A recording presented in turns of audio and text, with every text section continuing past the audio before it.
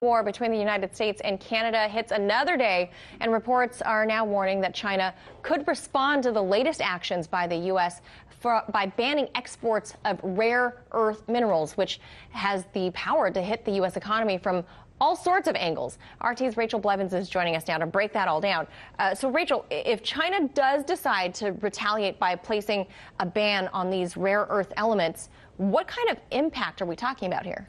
Well, to put it into perspective, China accounts for more than 90% of the world's rare earth production, and China also supplied around 80% of the rare earth elements that were imported by the United States between 2014 and 2017. So when we think of rare earth elements, we're talking about everything from cell phones, computers, DVD players, televisions, to also lighting, satellites, car parts, and just a lot of things that we use on a daily basis, so much so that we often don't even realize how much rare earth elements impact our lives daily. And they're also essential to military equipment. So when we think of jet engines or missile defense systems that are used by the military, that is also a major factor there. So if China were to come in and completely ban the United States from importing these rare earth elements altogether, that could have serious consequences on the U.S. economy, both because it hits a lot of things that we find around the house and also because it would impact a lot of the top U.S. defense contractors. Yeah, I think you hear rare earth elements or minerals, you think, diamond rings or something, but I mean,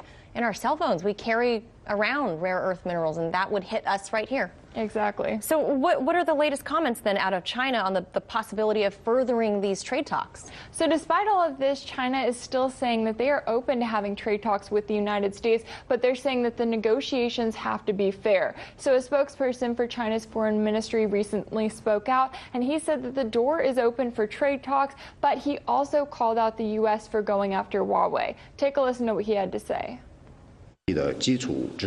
China has opened the door of dialogue, but sincerity is indispensable to make a consultation meaningful. A mutually beneficial agreement must be based on mutual respect, equality, and mutual benefit. We hope that the U.S. is serious about returning to the negotiation table.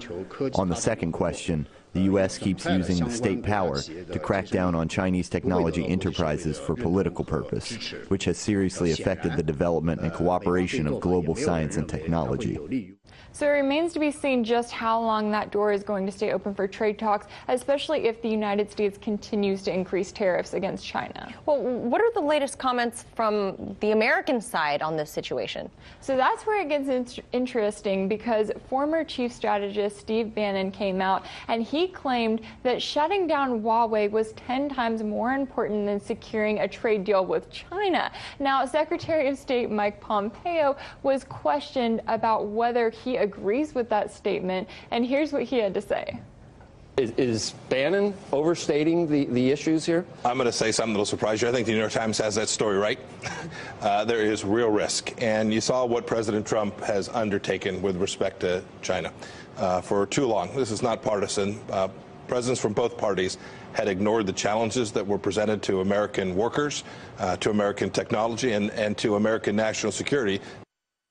So Pompeo did not say exactly whether the goal was to shut down Huawei, but it is notable when he continues to say that both China and Huawei are serious national security risks for the United States, especially when those comments come at a time when China is stepping out and saying that they are still willing to have trade talks with the U.S. Yeah, definitely trying to distance the White House from Steve Bannon and leave him in the past.